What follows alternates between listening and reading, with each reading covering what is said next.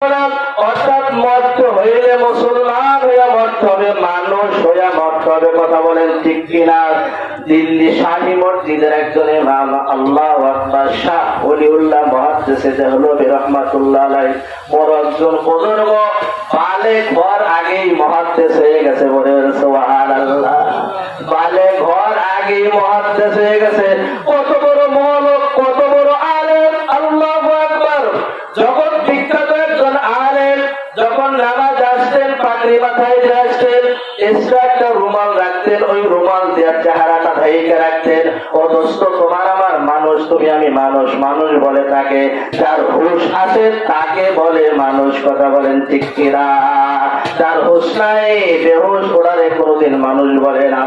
শাহ ওলিউল্লাহ মুহাদ্দিস দেহলভী রাহমাতুল্লাহ আলাইহি নামাজ পড়ার জন্য দিল্লি শাহী মসজিদ আছে, রুমাল দিয়া চেহারাটা ঢাকা। জুমায় একবার আছে, ও যারা আছে মুসল্লিরা, তারা চেহারাটা দেখতে পারে না। মনের ভিতরে একটু খারাপ লাগলো। এক যুবক প্রশ্ন করলো, হযরত জি, যেহেতু সপ্তাহে একদিন আপনার সোহবত পাই,